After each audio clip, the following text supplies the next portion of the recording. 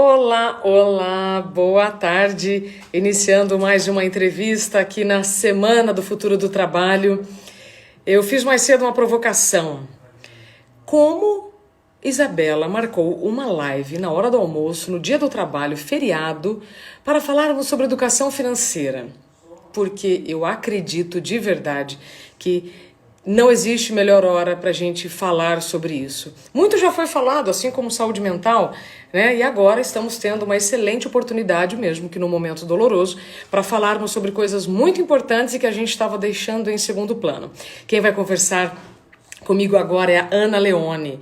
Ela é superintendente da Ambima, Associação Brasileira das Entidades do Mercado Financeiro e de Capitais. Também é colunista do Valor Invest e tem uma página incrível chamada Dinheiro com Atitude. Se eu fosse você, eu seguiria, porque ali ela compartilha um pouco da vida dela, que é a nossa vida, e por ser uma executiva incrível, acaba também trazendo muitos insights para a gente.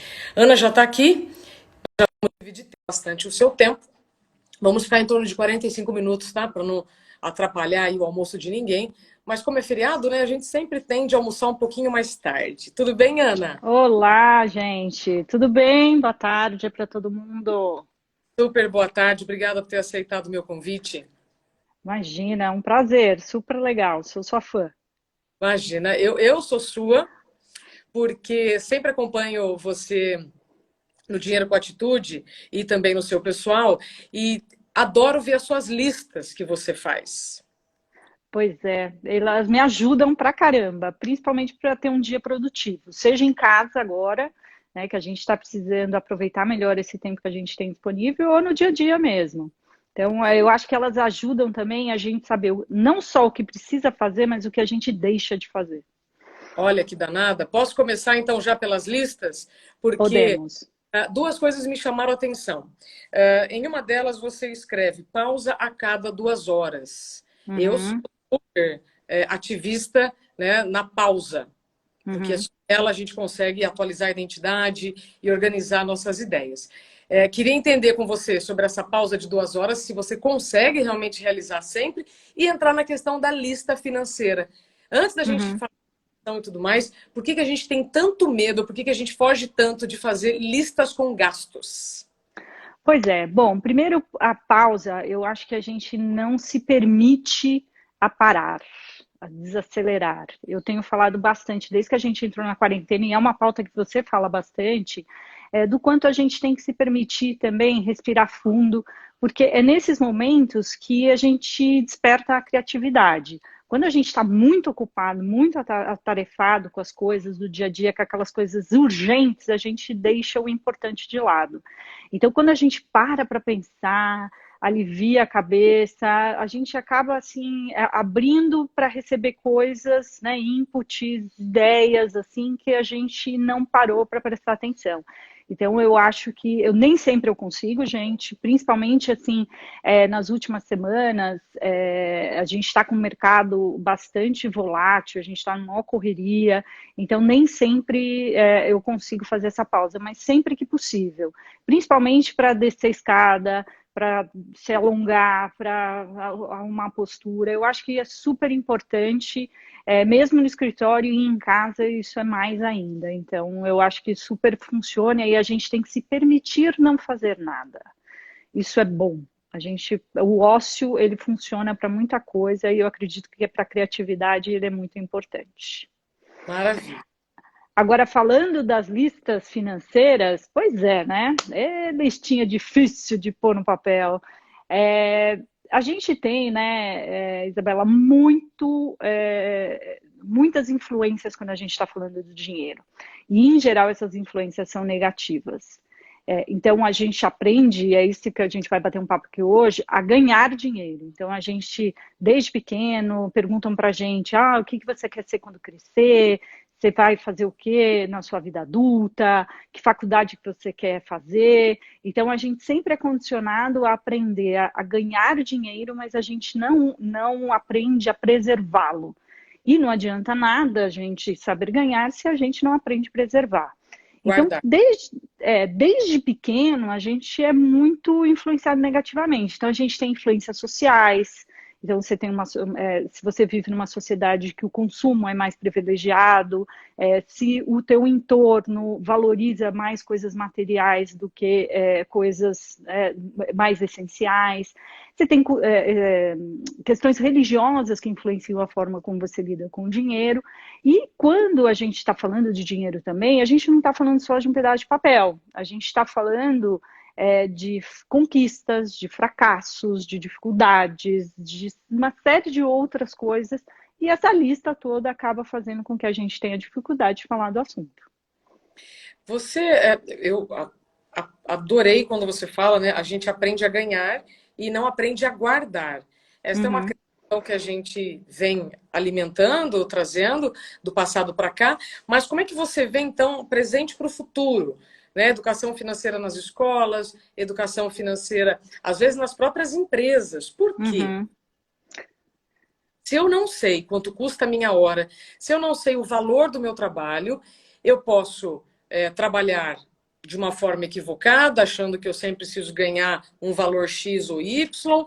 Como a educação financeira pode ganhar espaço agora para a gente trabalhar melhor?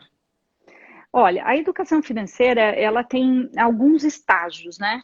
Ela é um termo que sintetiza a gente ter uma relação melhor com o dinheiro. A gente precisa ter. Né, como eu falei dessas influências negativas, sempre o recado que eu dou é o seguinte, olha, o dinheiro ele é essencial, queiramos ou não. A gente precisa dele para realizar os nossos objetivos de vida. Quem coleciona dinheiro realmente é péssimo, né? A gente não está aqui para colecionar dinheiro. Ele é um meio hábil da gente conseguir alguma coisa. Então, a gente precisa saber lidar bem com aquilo. Né? Ele é um bem escasso que a gente precisa saber guardar, zelar por ele, para que a gente consiga ter esse bem escasso por mais tempo. Então, a educação financeira é isso. Ela te dá instrumentos, ferramentas para você lidar melhor com isso. E aí você tem a formação, a informação e a proteção. A formação, que é como você citou, começa na escola, em casa. Esses dias eu tenho postado, não sei se você viu, a lição de casa da minha filha, que ela está aprendendo, e ela está adorando, é muito legal. Então, né, eu paro tudo que eu estou fazendo para ver quais são as respostas dela. Então, você tem ali uma coisa de formação. Depois você tem a informação, que você precisa de informação no momento que você está tomando uma decisão. Então, você está tomando uma decisão de tomar um crédito, você precisa ter informação clara, o quanto você está pagando por ele. Você está fazendo um investimento, você precisa saber exatamente quais são as regras que estão ali contidas naquele, né, que riscos que você está correndo, que benefícios que você vai ter. E você tem a proteção, você tem que ter a certeza de que você está entrando num ambiente regulado, supervisionado, e que toma conta de públicos vulneráveis. Então, isso são fatores importantes que a gente precisa considerar. Nossa, você está me abrindo aqui um leque de tantas perguntas. Deixa eu tentar aqui organizar para responder o máximo de perguntas. Aliás, eu já quero convidar todos que estão aqui conosco para quem vir dúvidas. Né? Nós estamos aqui com uma das maiores especialistas do Brasil para falar sobre o assunto. Ana, então quando você fala sobre os estágios da educação financeira, eu começo pela formação, informação e depois? Proteção. Proteção. Quando você publica ali as lições da sua filha, eu acho o máximo. Teve uma, né? Se dinheiro não dá em árvore, como é que você faz? E tem uma outra publicação também sua que você diz, a gente só enriquece trabalhando.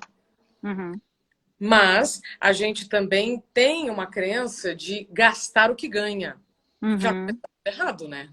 Já. Eu gasto tudo o que eu ganho e aí eu não guardo. Achar que guardar é um desperdício. Até eu dou sempre essa analogia, né? As pessoas sempre acham que equilíbrio financeiro está relacionado ao quanto você ganha. E não é o quanto você gasta. Parece, né, tão abstrato isso que eu estou dizendo, mas se você tem uma pessoa que vive dignamente com salário mínimo, com todas as suas dificuldades, né, não dá nem para desprezar as dificuldades de quem ganha pouco, mas essa pessoa consegue preservar alguma coisa, e a gente compara com uma pessoa que, por exemplo, ganha 50 mil reais por mês e gasta 51 mil reais por mês, a gente não está falando de uma pessoa rica, a gente está falando de uma pessoa gastona, porque ela não é capaz de preservar aquilo que ela ganha. Ao passo de que quem tem uma renda, né, nesse exemplo, uma renda menor, consegue preservar mais. Então, esse é o primeiro equívoco, que a gente pensa que a gente só vai equilibrar as nossas finanças trabalhando mais, ganhando mais. E não é verdade. A gente pode ganhar o infinito. Se a gente gasta o infinito, o ralo, né, é maior do que a torneira. Então, Fantástico. esse efeito acaba sendo nulo, porque você está gastando na proporção. Então, quando a gente gasta tudo que a gente ganha, a gente fica muito vulnerável a qualquer crise, a qualquer eventualidade que possa acontecer, como que a gente está passando agora. Uma pesquisa da Ambima mostra que no ano passado só 42% das pessoas tinham algum tipo de investimento. Então a gente está falando de pessoas, né, um grande número da população, e aí, de novo, essa pesquisa ela cobre a classe A, B e C, né? Então a gente não está falando da população que é mais vulnerável financeiramente. Então, a gente está falando de pessoas que produzem renda, né? E menos da metade consegue ter alguma reserva, seja para o que for, para uma emergência ou para concretizar algum objetivo de vida. Então, essas pessoas, então tá aí a explicação. Né? Agora que a gente está aí, muita gente perdeu o emprego, a gente teve gente aí, empresários, empreendedores que tiveram a sua renda imediatamente comprometida com a crise, se viram sem nenhuma opção a não ser achar um jeito de continuar trabalhando mais. Uau! Já quero falar contigo sobre reserva financeira. É, adorei o que você falou sobre equilíbrio financeiro, não é o que você ganha, é o que você guarda. E Uhum. muitas pessoas acham que para guardar algum valor precisam começar com R$ 100. Você tem assim alguma média, alguma orientação para quem está nos ouvindo? Como eu guardo e onde eu guardo? Né? Por exemplo, Uhum. colocar R$ 10, onde? Numa poupança, debaixo do colchão, sabe? Eu vou esconder esse dinheiro, porque aí você esquece dele. Olha, não tem um número mágico. O que eu sempre recomendo é o seguinte: primeiro, para aquela coisa ali urgente, né? Eu até brinco que os investimentos nossos têm que ser igual uma prateleira. Aquele que a gente precisa sempre tem que estar à mão. Então, é aquela coisa que você nem precisa baixar nem levantar. Está ali na mão, você pega. Esse dinheiro, ele tem que estar bem disponível para coisas como a gente está vivendo agora. Então, complementar a renda para pagar o aluguel, para pagar as contas da casa e etc. Então, esse dinheiro, ele tem que ter aí, você tem que ter um volume nessa prateleira que seja aí de no mínimo 6 meses do quanto você gasta, ou do quanto você ganha. Depois eu vou falar sobre isso. Então, ali é aquela coisa que é para você usar a hora que o sapato aperta. Depois, para qualquer outra coisa que. Então, você já tem um objetivo, então você sabe onde quer chegar. Poxa, se eu ganho 1.000, preciso ter 6.000 reais ali guardadinhos. Então, você já materializou quanto você precisa. Então, se você ganha 1.000 e gasta 800, você sabe que esses 200 vão ser colocados nessa prateleirinha. É melhor do que eu dizer, olha, é 20% ou 30% ou só 10%, porque senão depende muito do contexto que a pessoa está inserida, né? As outras prateleiras, que são aquelas que, eu vou usar, mas aí eu vou precisar de um banquinho para pegar. Ou seja, um banquinho vai ajudar eu pegar. Que é aquilo para concretizar os seus objetivos. Uma viagem que você quer fazer, a reforma da casa. E quanto mais tangível for esses objetivos, mais fácil você vai, ou não sei, talvez não seja fácil, mas você vai saber o esforço que você precisa para alcançar. Então, se você quer fazer uma viagem, que data? Quantos dias? Para que lugar? Quanto custa? Que passeio que você quer fazer? Aí você vai saber qual o esforço que você vai ter que ter, além daqueles 200 da primeira prateleira, para colocar na segunda prateleira. Uau. E lá de cima, aí você vai precisar de uma escada, você vai precisar de um monte de coisa, você empilhar um monte de coisa para você ir pegar. O que, que é? O dinheiro do seu longo prazo, que você também vai ter que colocar nessa prateleira, mas você só vai acessar ele lá na frente. E todo mundo precisa pensar nele. E como a prateleira é alta, a gente nem olha para ela, porque a gente tem dificuldade de olhar para frente e a gente acaba deixando ela sempre vazia. Fantástico. Ou seja, mais uma lista. Não adianta eu ter medo, Mais uma lista. não é? Ana, então, não existe número mágico, porque tem gente que fala, você tem que guardar 30% do que você ganha, 30% então do que você gasta. Esses 6 meses, então, que eu preciso guardar, ele não pode ser usado para mais nada. 6 Não. meses guardado, certo? Exatamente. Ele pode até complementar alguma coisa ali da sua. Então, vamos supor que é um profissional liberal. Esse mês eu ganhei menos do que eu estava planejando, pode tirar dali, mas imediatamente reponha. Perfeito. Depois do dinheiro de uma viagem, preciso também saber quanto eu pretendo gastar para guardar. Mais uma. Uhum, Esse dinheiro uhum. também deixo lá separado. E fora o dinheiro de longo prazo, que eu posso chamar de previdência ou já dou outro nome? Pode chamar. E ela também, a gente pode já ter um númerozinho mágico para ela. É mais difícil, mas outro número que é bem alarmante é que no Brasil, menos de 3% da população aposentada vive com os próprios recursos. Então, a gente está dizendo isso em todas as classes, né? Então, a gente está falando assim de um número assustador, em que as pessoas não se preparam para o futuro. E a gente precisa, porque a gente vai viver mais, né? Então, Opa! Ou seja, então só 3% da população vive com os próprios recursos, os outros 97% dependem da aposentadoria que vem do governo. eles dependem, não, nesse número pode inclusive pessoas que vivem dela, mas ou eles precisam continuar trabalhando, Ah, tá. precisam, dependem da família, então, assim, ainda precisam de uma ajuda extra para poder se manter dignamente.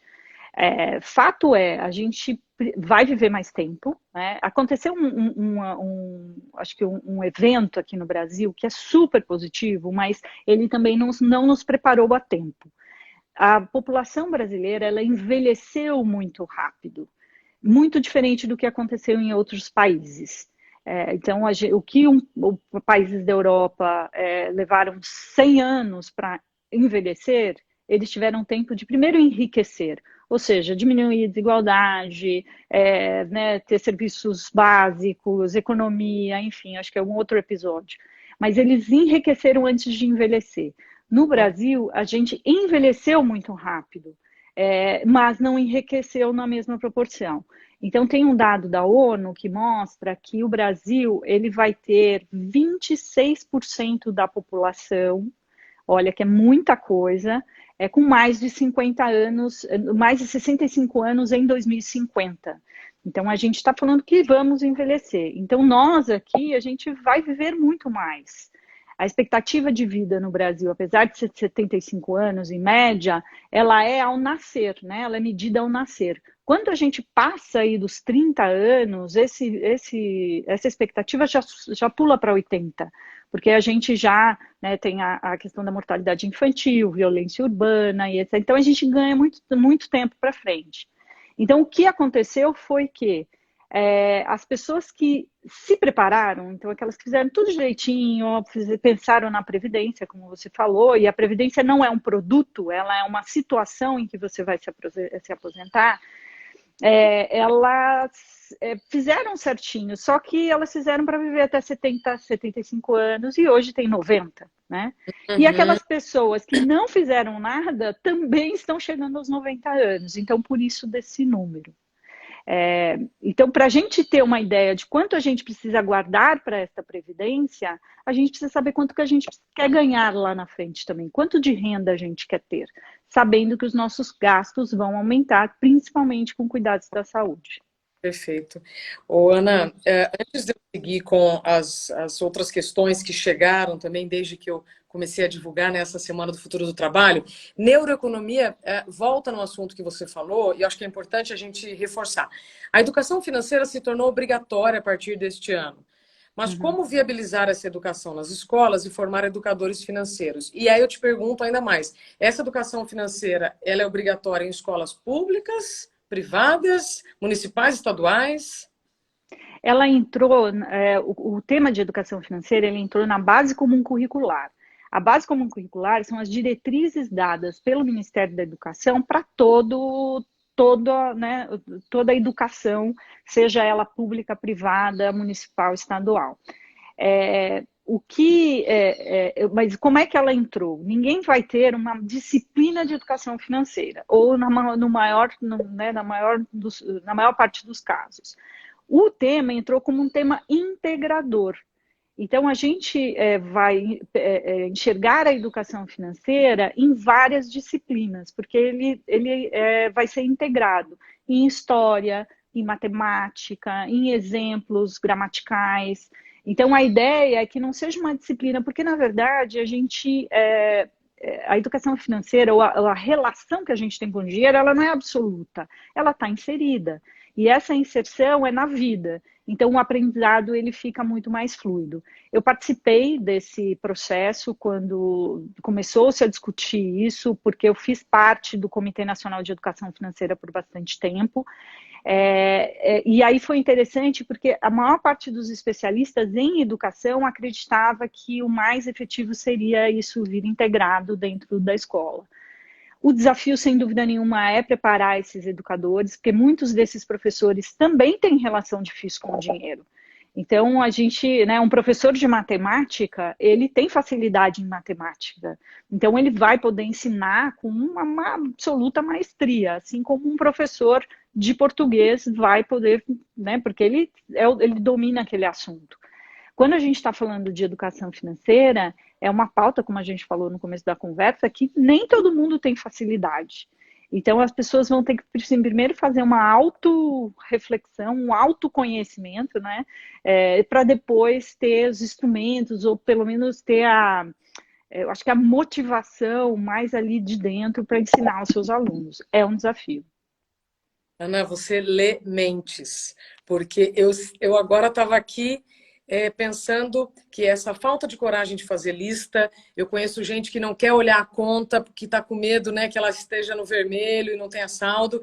Você acredita que essa falta de coragem para fazer listas, olhar a conta ou falar sobre o assunto é falta de autoconhecimento porque a gente tende a não querer olhar para as nossas deficiências?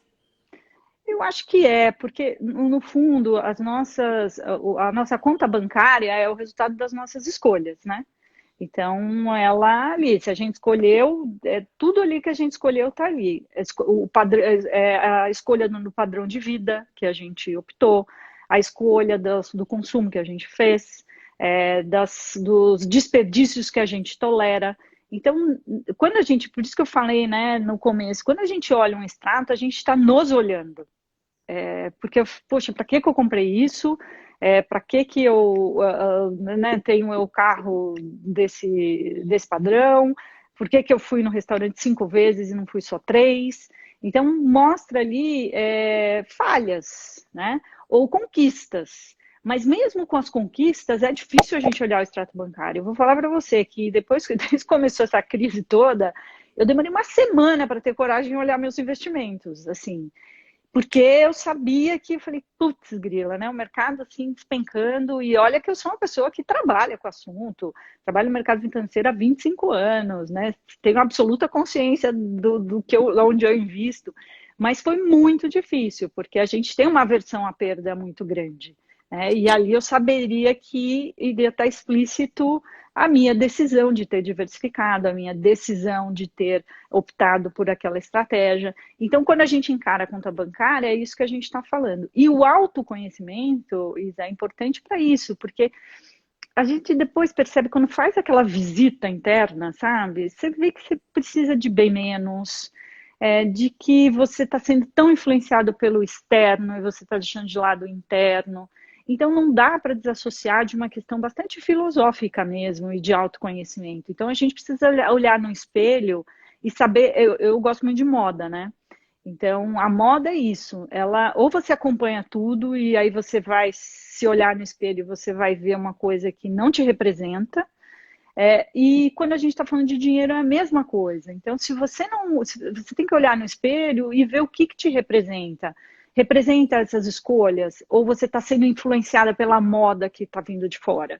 Então, eu estou indo no restaurante porque está todo mundo indo, eu estou comprando aquele produto porque está todo mundo comprando.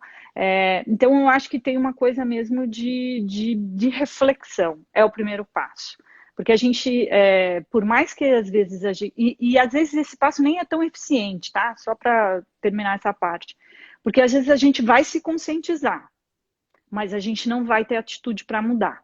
Que é como o cigarro. A gente sabe que faz mal. Hoje, socialmente, é sabido que faz mal. No passado, era uma influência que era um charme, fumar. Então, você acabava tendo um hábito, porque socialmente aquilo tinha uma outra aceitação. Mas por mais que as pessoas saibam que mata, tem gente que continua fumando. Então, você pode ter esse estágio de consciência das suas decisões financeiras, mas muita dificuldade de se desapegar dos padrões dessas influências sociais. Mas nunca é tarde para aprender. Não. Eu sempre falo, né? Porque é uma pergunta recorrente que eu recebo. Ah, mas eu já tenho 40 anos e não fiz nada. Eu falo, bom, é melhor do que esperar 50, né? E quem tem 40 anos tem mais tempo para frente do que teve para trás. Então, tem muito chão pela frente. Perfeito. A Fabrícia Oliveira Dias diz assim: onde localizamos as informações que você deu agora sobre o projeto integrador na BNCC?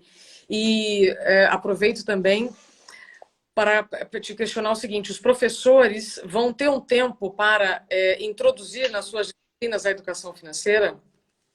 Olha, tem sido feito um trabalho, né, muito que começou há bastante tempo, da Associação Brasileira de Educação Financeira, que capacitou muitos professores e está ainda capacitando professores ao redor do mundo. Foi a instituição que é responsável aí por ajudar essa disseminação. E sem dúvida nenhuma, isso começou lá atrás e hoje que, né, há pouco tempo entrou em vigor.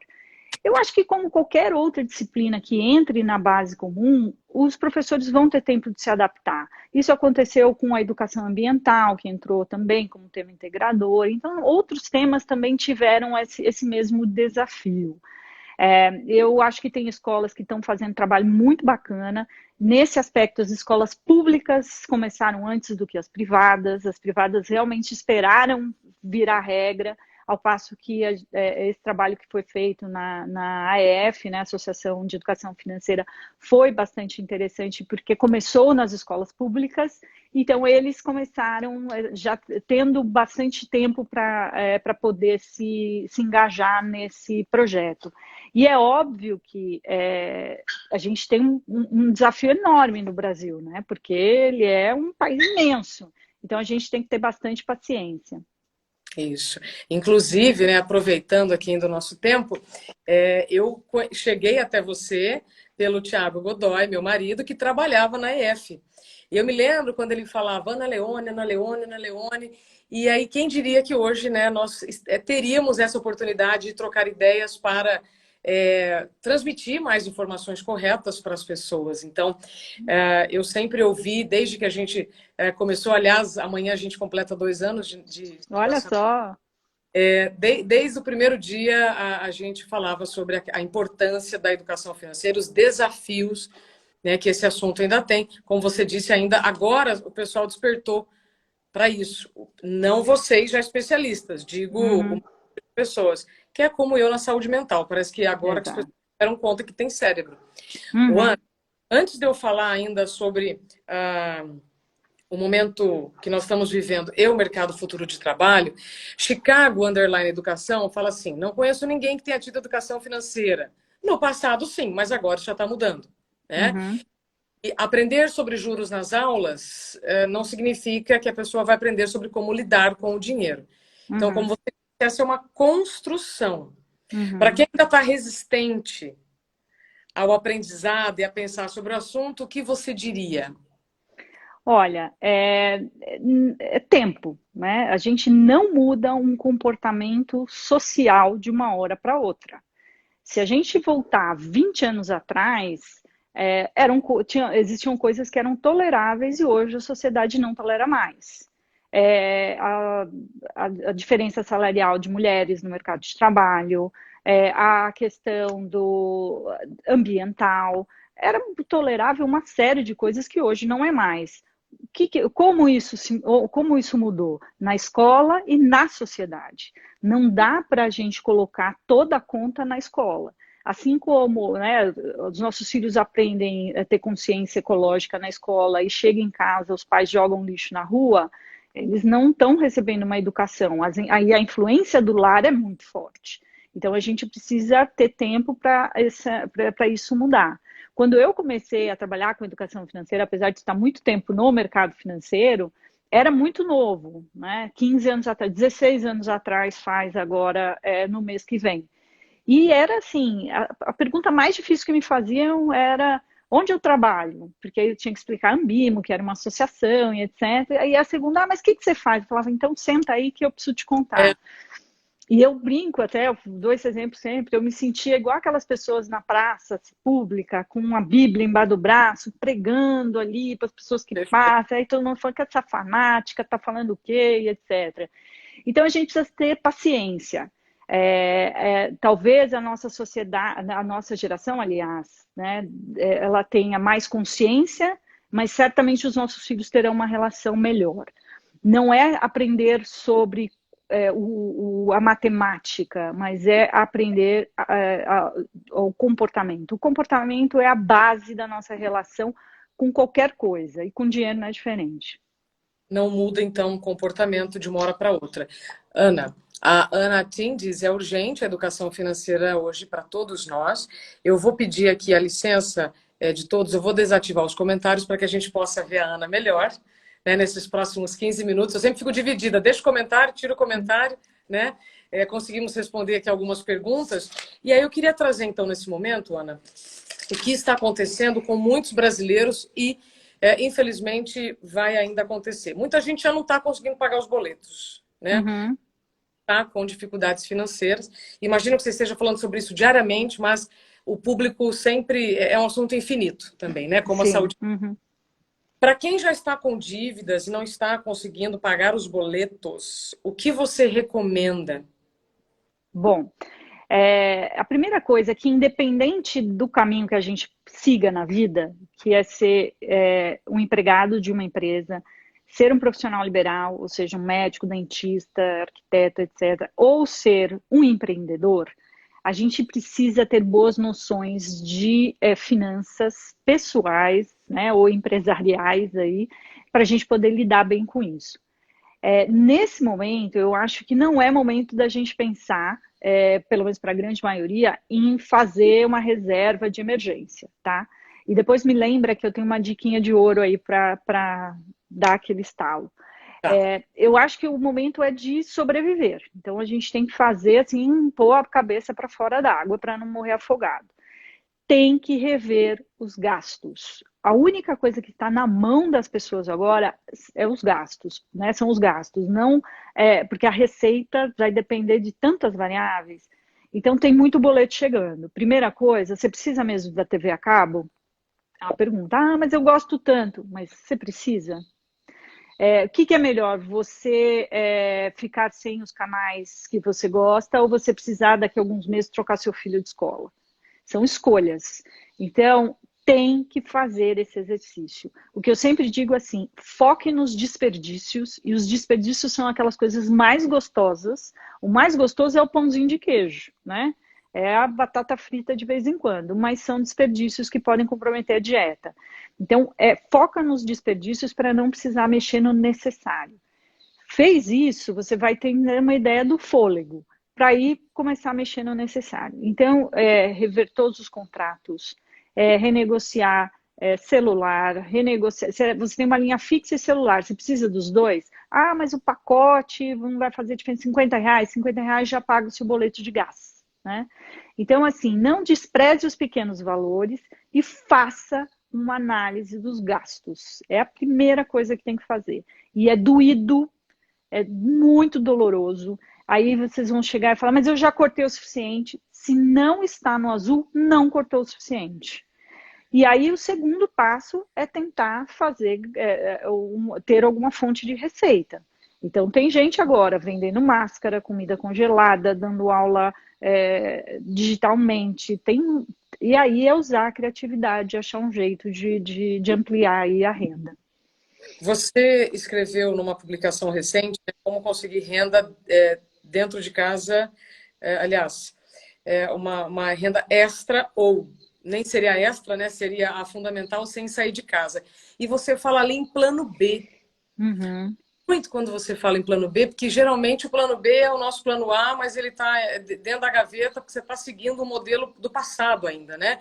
Como é que você diria para essas pessoas que estão dentro de casa e precisam de uma renda? Olha, eu acho que eu nunca empreendi, eu nunca tive um negócio, tá? Então, mas eu não deixo de ser uma empreendedora, isso eu aprendi. A gente empreende o tempo inteiro.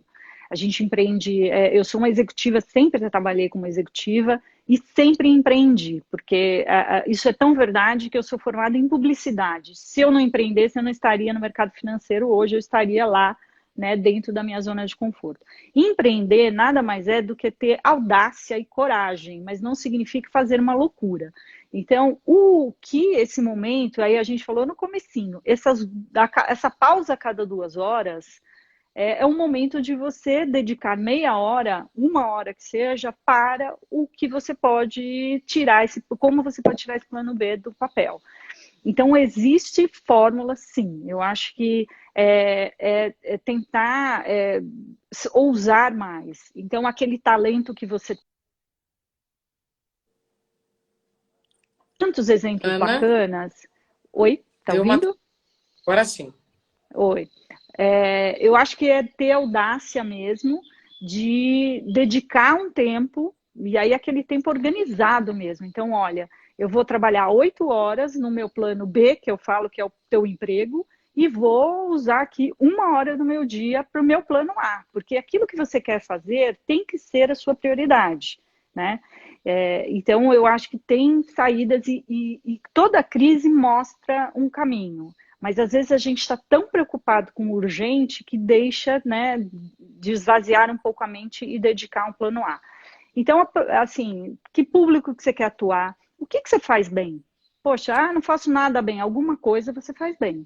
Então, ou você conta histórias, ou você pode fazer reforço escolar. Todo mundo é bom em alguma coisa.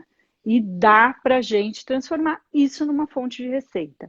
Uma outra coisa é vender as coisas desnecessárias. Todo mundo tem quinquilharia em casa que pode achar um jeito de vender.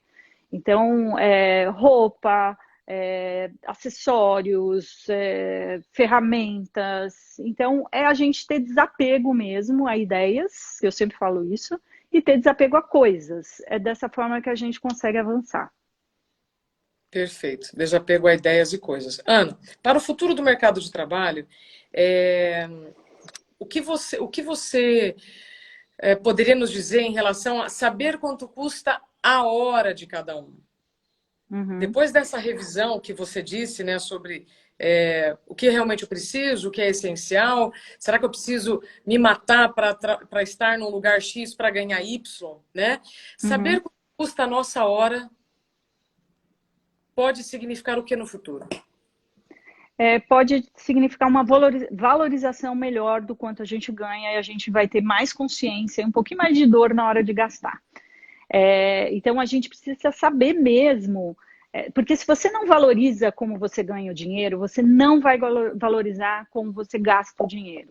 Então, se o dinheiro for para você só para pagar as contas do final do mês, é esse significado que ele vai ter. Então, o importante é saber quanto custa cada gota do suor da sua testa.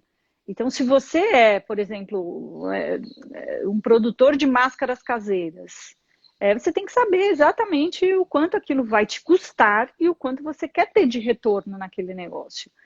Um dado super relevante também, Isa, é que assim, boa parte dos empreendedores acaba tendo insucesso, não é porque a ideia é ruim, e há uma confusão muito, muito grande disso. É porque não sabe fazer a gestão financeira daquele negócio. E se você não é bom nisso, procure alguém que possa te ajudar, de verdade, porque ninguém é bom em tudo, né? Você é bom em alguma coisa, certamente, mas não em todos os aspectos do seu negócio. Então, empreender tem que ser uma coisa, não pode ser uma coisa solitária. Então, se você não sabe gerir, porque, olha, não, eu acho que eu tenho que vender uma máscara caseira a R$ 10. Ok, mas quanto custa o pano? Quanto custa o elástico? Quanto custa a linha? Quanto custa do seu tempo? Quanto que você quer colocar do seu tempo ali? Bom, eu tenho 8 horas do dia, eu acho que uma costureira que fez o conserto da minha roupa me cobrou tanto, poxa, isso equivale a R$ 30 a hora.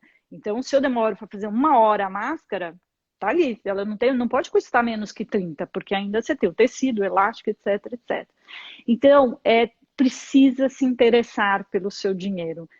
Se você não se interessa, nunca ele vai ser prioridade e ele nunca vai trabalhar por você. Nossa, mãe, arrasou.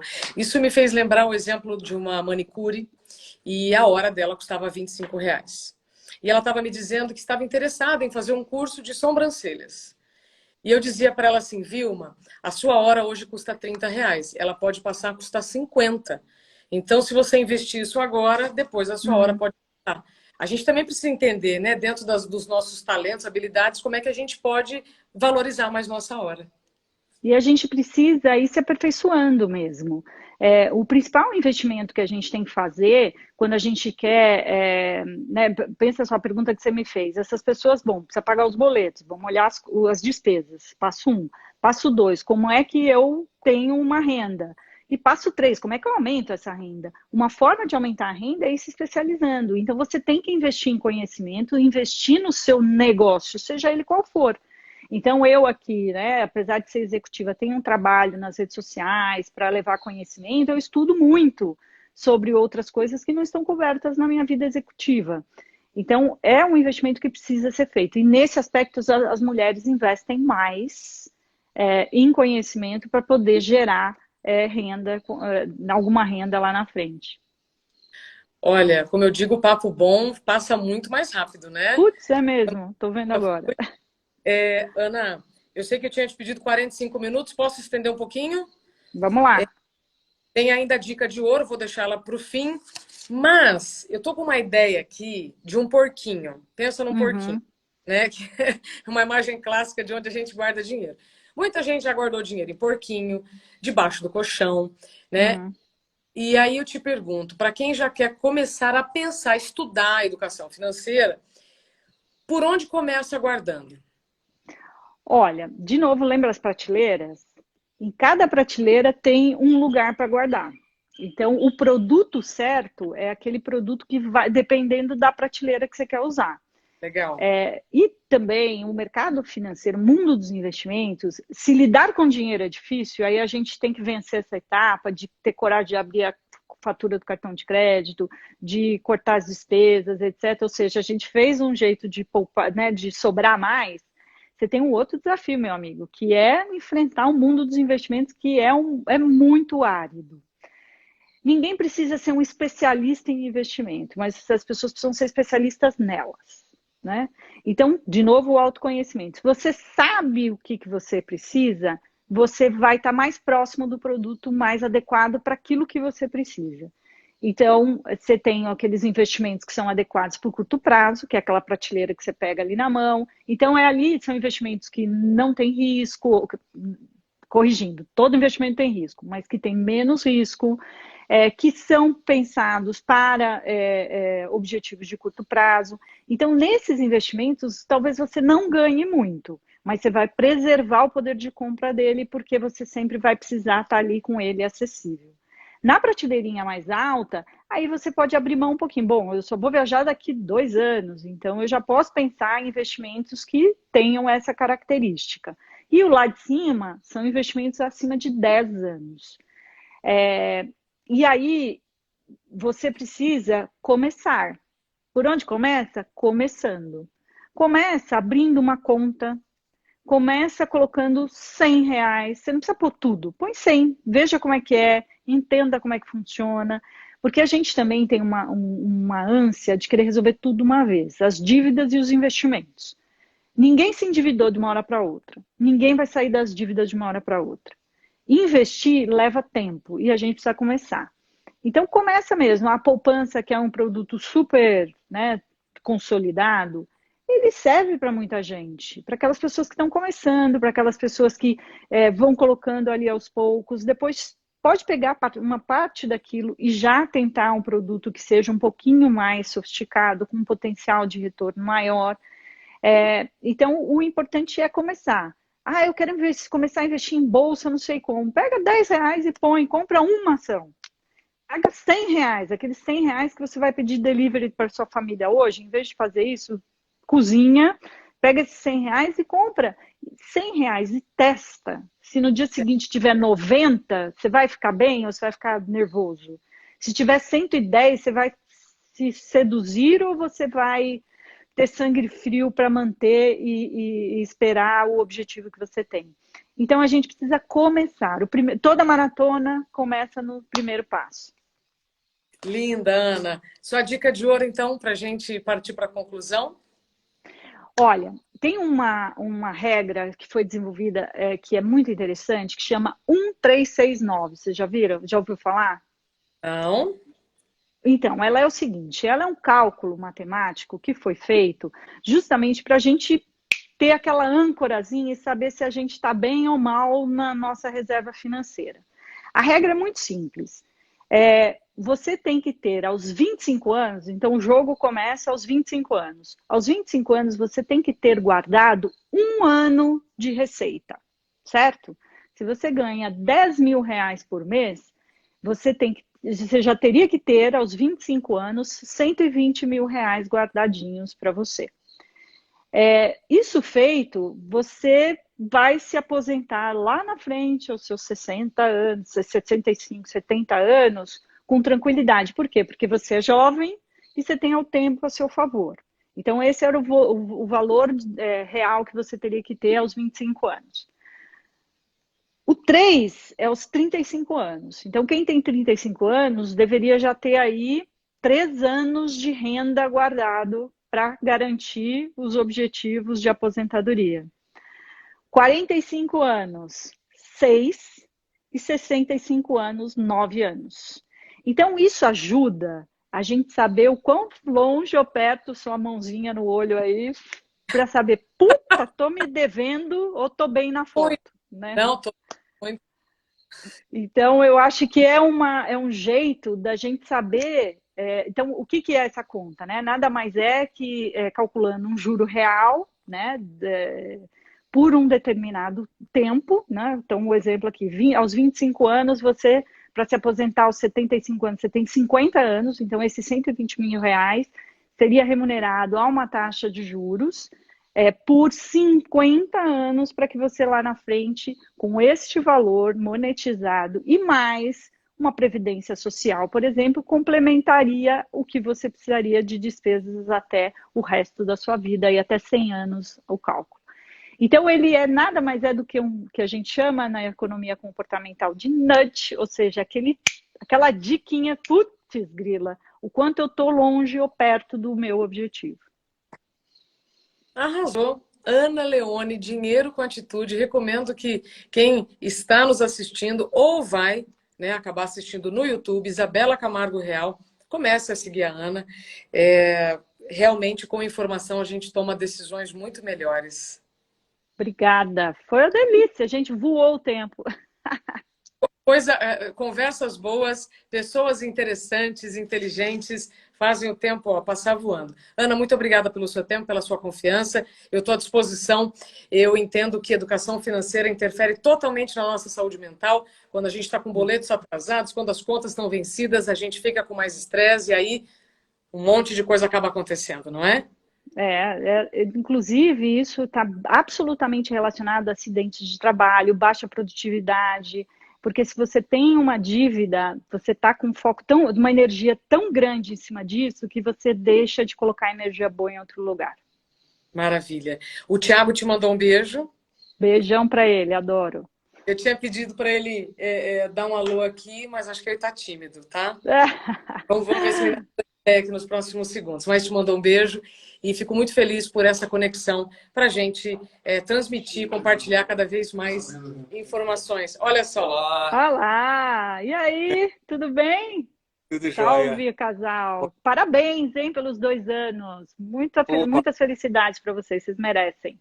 Ana, para você ver como a gente tem que lidar com imprevistos, né? A nossa festa de casamento seria amanhã. Olha, é verdade. Isso não significa que a vida acabou. Então, eu digo isso para outras pessoas também que tiveram que adiar ou cancelar planejamentos, né? Só cabe a nós começar a pensar diferente e recomeçar. É verdade. E eu acho que o recado final, Isa, é o seguinte: toda crise passa. Essa não é a primeira e certamente não será a última, mas ela é assim, uma enorme oportunidade para a gente se dar conta de que quando a gente tem calma financeira, equilíbrio financeiro, a gente pode enfrentar as outras que virão. Quem não conseguiu se preparar para essa, acredite, você está tendo uma ótima oportunidade para se preparar para que a outra você já esteja absolutamente diferente do que a situação atual. Arrasou. Ana, mil vezes obrigada. Vou liberar você Obrigada. aqui. Tchau. Tchau, gente. Obrigada. Um prazer. Até breve, Ana. Que conversa incrível. Eu espero que você esteja saindo dessa live melhor do que você entrou. Nós teremos mais 2 encontros hoje, às 5h30. Eu vou conversar com a psiquiatra Ana Beatriz Barbosa Silva. Ela é autora de Não, ela tem vários best-sellers, mas já vendeu mais de 20 milhões de livros. E ela me deu uma frase uma vez que eu adoro repetir. Depressão é excesso de passado, estresse é excesso de presente, ansiedade é excesso de futuro. E acredito que muitos de nós estamos vivendo excesso de presente e excesso de futuro. Então, eu recomendo, que você coloque na sua agenda 5h30 essa conversa com a doutora Ana Beatriz e às 7h30 da noite, Carlos Wizard, um dos homens também mais inspiradores e propulsores, né, de boas ideias. Então, te encontro mais tarde. Até mais.